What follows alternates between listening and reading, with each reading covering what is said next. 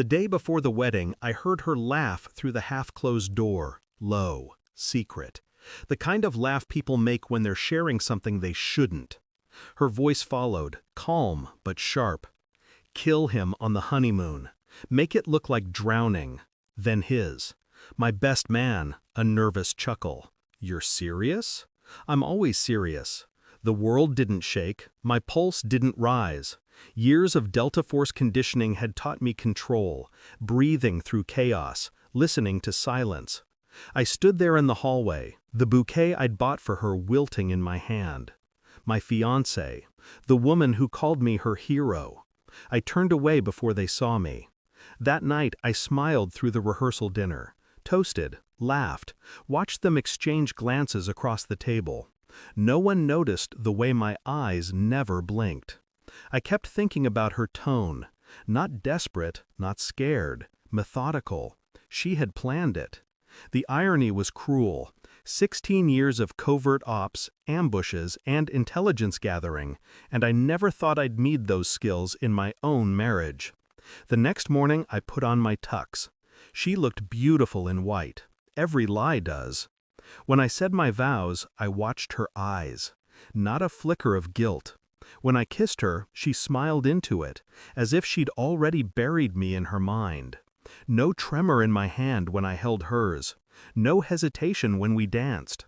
Only the quiet rhythm of my breathing. Counting, watching, recording. By the time we left for the Maldives, I had already memorized her expressions. Every twitch, every fake tenderness, every whisper she thought I didn't hear. We arrived at the resort, all turquoise water and postcard serenity. She loved it. He came a day later, said it was a surprise I arranged for my best man. She hugged him too long. I shook his hand too firmly. Each night I watched them, through reflection in glass, in the sound of shifting sheets when they thought I was asleep. I pretended not to know, pretended not to feel the burn behind my calm. Instead, I planned. A simple suggestion, night diving. She hesitated, just long enough to confirm everything. "Are you sure it's safe?" she asked. "It's the ocean," I said. "Nothing's safe. That's what makes it beautiful." She smiled, like she understood something I didn't. But I did. I always did. We went down first, her and me. The dive instructor waved us off under the moonlight. 10 meters deep, everything slowed. Only the sound of my breath against the regulator. Her silhouette drifting in front of me. Weightless, untethered. Then, movement. A shadow approaching. Him. He shouldn't have been there yet.